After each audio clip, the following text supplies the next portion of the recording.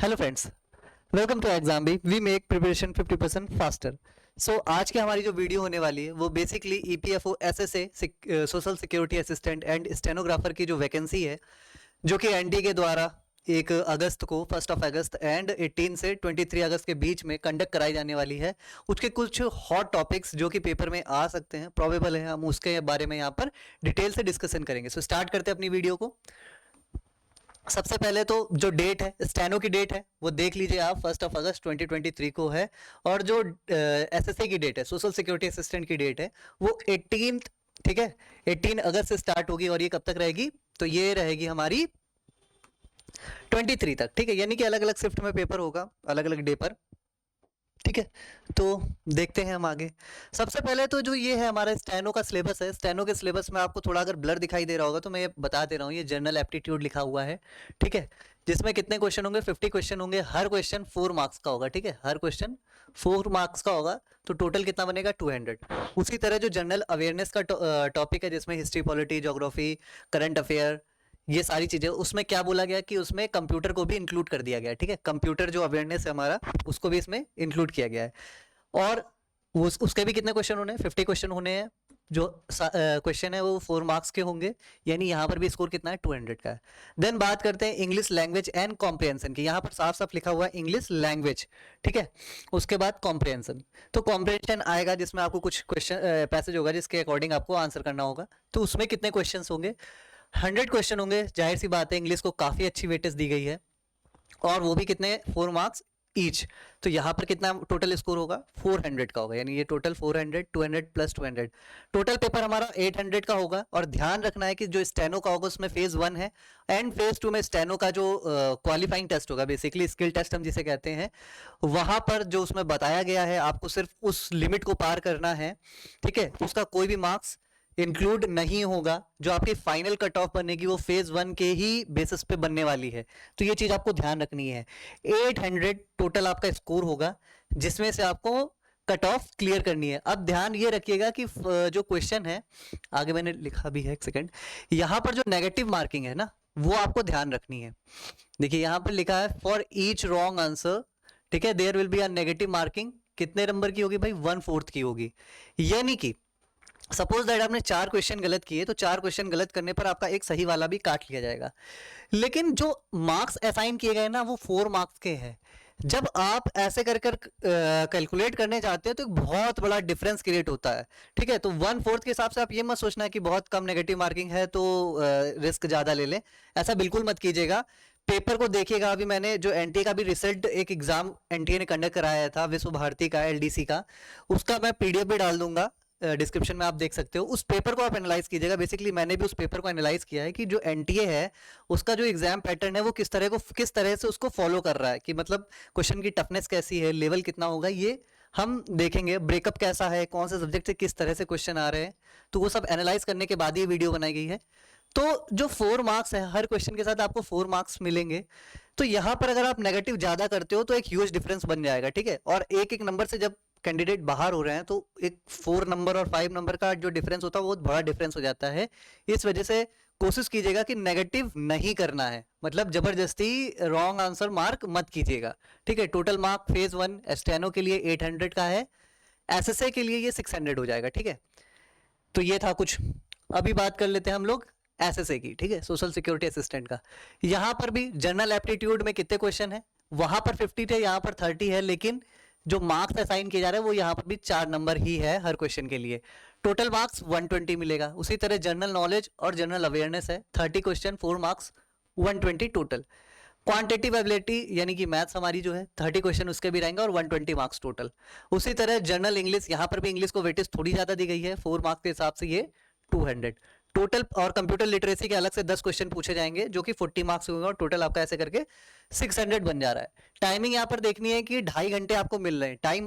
अगर क्वेश्चन के हिसाब से देखें तो हर क्वेश्चन पर 1 मिनट है। अगर आप इंग्लिश लैंग्वेज में जो कॉम्प्रिहेंशन वाला होता है उसमें थोड़ा टाइम ज्यादा लग सकता है। तो यहां पर आपको ध्यान रखना है कि यहां पर भी नेगेटिव जो मार्किंग है उसमें हमें ज्यादा नहीं उलझना है। जो क्वेश्चन ज्यादा लेंथी लग रहा है और लग रहा है कि इसमें ज्यादा टाइम जाएगा, स्किप कर दीजिएगा, और बाद में अगर टाइम मिले तो उसको अटेम्प्ट करने की कोशिश कीजिएगा, वरना फालतू में जो आता होगा आगे आप उसको भी छोड़ दोगे, ठीक है।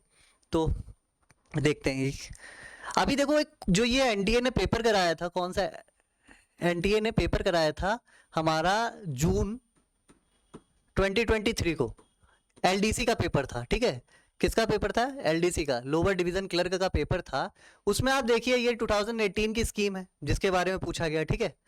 इसके साथ ही अगर आप देखते हो तो देखो उसके साथ कौन सा एक क्वेश्चन था, पॉलिटी का। आप ये क्वेश्चन देखो, इसका जो पैटर्न है, अगर आप पैटर्न को देखोगे तो पैटर्न आपको कुछ सीएससी की फीलिंग दे देगा, सिविल सर्विस एग्जामिनेशन की फीलिंग दे देगा कि कितने स्टेटमेंट ठीक है। देखिए वेदर क्वेश्चन हार्ड है या मतलब इजी है, डिफिकल्ट है या इजी है, वो अलग बात है, लेकिन जो उसकी फ्रेमिंग का पैटर्न है आप उसको देखिए कि कितना यहाँ पर डिफरेंट टाइप है। मतलब ये जो फ्रेमिंग का पैटर्न है ये सीएससी में आता है, इसके अलावा कहीं नहीं। लेकिन एनटीए ने उसको भी उठाकर एलडीसी के पेपर में पूछा हुआ है, एलडीसी लोअर डिवीजन क्लर्क का वैकेंसी है, उसमें ये बात इस तरह से उन्होंने फ्रेमिंग की हुई है, ठीक है।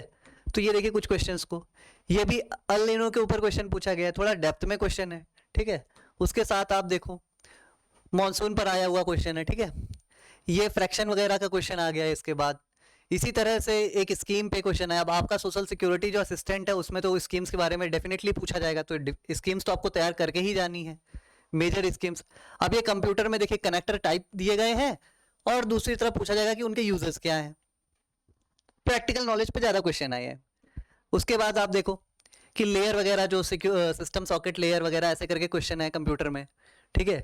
मतलब जो हम लोग पढ़ते हैं ना लूसेंट वगैरह में कि इजी इजी सा होता है, इसका फुल फॉर्म क्या है, उसका फुल फॉर्म क्या है, वैसे नहीं है, एप्लीकेशन वाले क्वेश्चन है, ठीक है।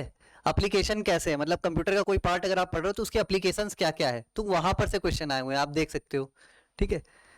तो ये कुछ क्वेश्चंस थे जो मैंने आपको दिखाए। इसकी पीडीएफ जो है, पेपर की पीडीएफ जो है वो डिस्क्रिप्शन में लगा दी जाएगी, आप वहां से उसको डाउनलोड भी कर सकते हो।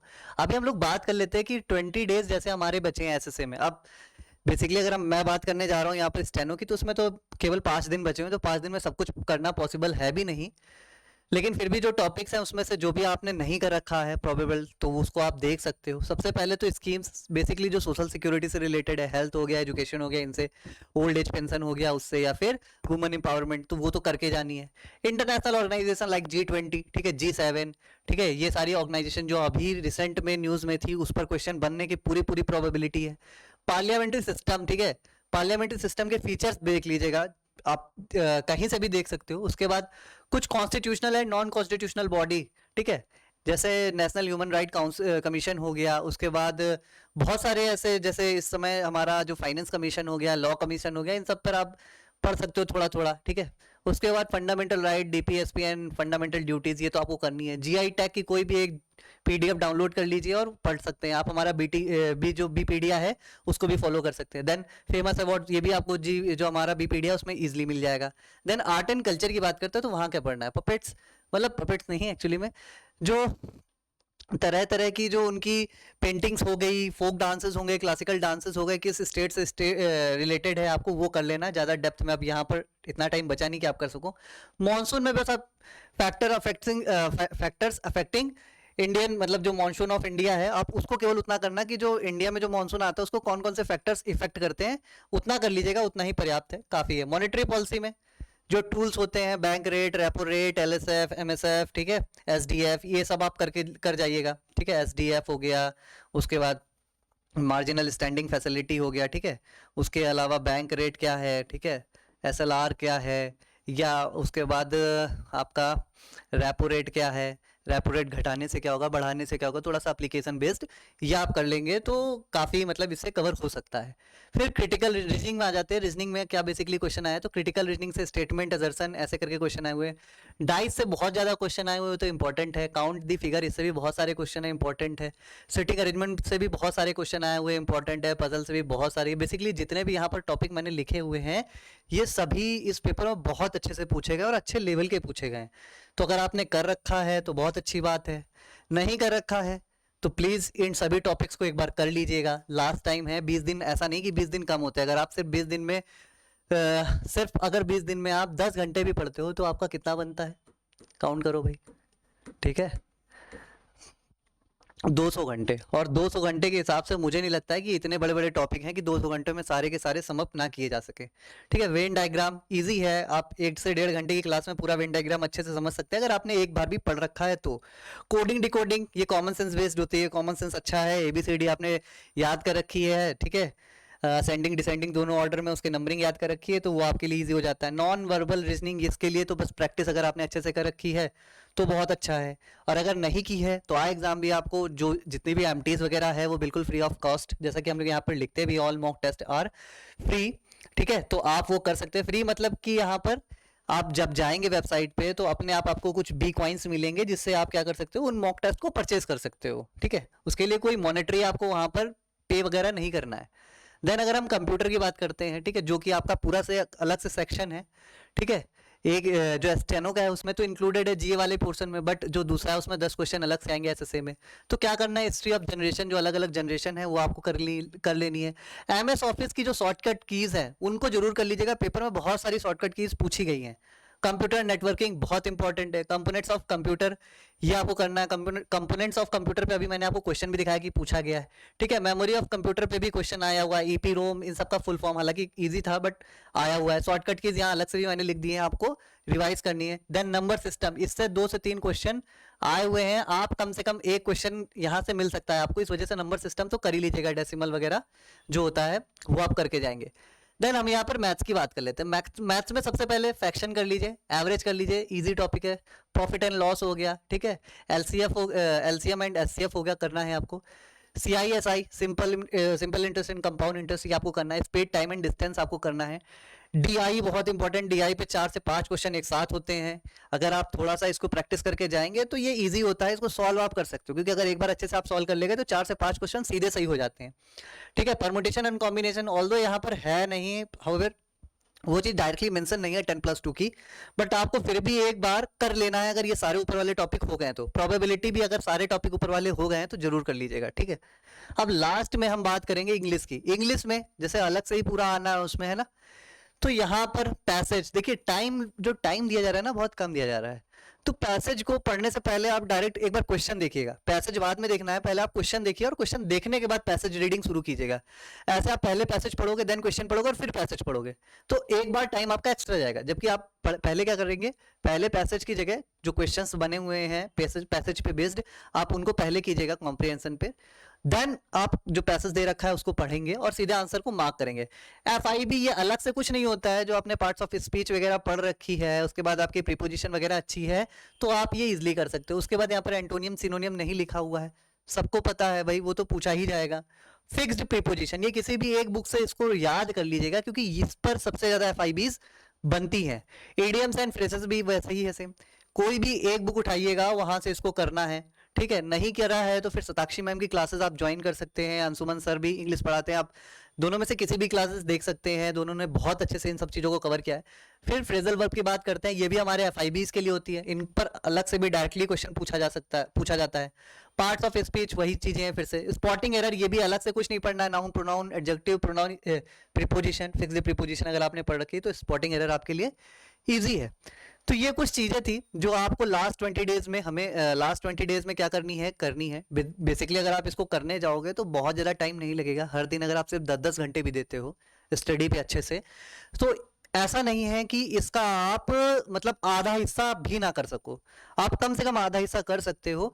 ध्यान रखना वहां पर हर जो क्वेश्चन है, ठीक है, एक क्वेश्चन है वो कितने मार्क्स का है, 4 मार्क्स का है। ठीक है, तो यहाँ पर अगर आपने ज्यादा क्वेश्चन गलत किए ना तो ये 4-4 कर बहुत बड़ा डिफरेंस क्रिएट करेंगे। तो ये गलती मत करना कि एक ही क्वेश्चन तो है तुक्का लगा देते हैं।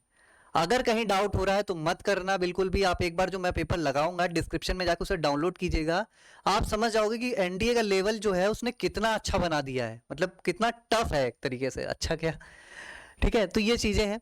उसके अलावा अगर आपने अभी तक जो है ईपीएफओ का अभी लास्ट में आपको लग रहा है कि कुछ पॉइंट पढ़ लेने चाहिए, इंग्लिश मेरी थोड़ी वीक है तो कर लेनी चाहिए, या फिर कंप्यूटर में अभी आपको थोड़ा सा डाउट हो रहा है कि कंपोनेंट्स कैसे कैसे पढ़ने, एप्लीकेशन कैसे सीखनी है, तो आप कर सकते हैं। देखिए कंप्यूटर हमारे यहाँ जो है, अगर आप बेसिकली कंप्यूटर की बात करते हो तो अश्विनी सर जो है उन्होंने करवाया हुआ है, अभी जियो का हुआ था तो जियो के पेपर में भी उन्होंने बहुत अच्छे से करवाया था। ठीक है, कंप्यूटर। उसके अलावा अगर आप इंग्लिश की बात करते हो, ठीक है, तो इंग्लिश में अंशुमन सर हैं, उन्होंने भी इंग्लिश बहुत अच्छे से करा रखी है, आप कर सकते हो। और ये जो 40% का डिस्काउंट है, बेसिकली ये बढ़ा दिया गया है और अभी ये 45% का यहाँ पर ऑफ मिल रहा है, तो ये आपको देखना है, अच्छा खासा है। अभी भी 20 दिन है, एसएससी में बहुत कुछ किया जा सकता है, ऐसा नहीं है 20 दिन में अगर आपको एकदम क्रिस्प नोट्स अगर 20 दिन में भी मिल जाते हैं तो आप उनको रिवाइज करके अच्छे स्कोर की तरफ बढ़ सकते हो।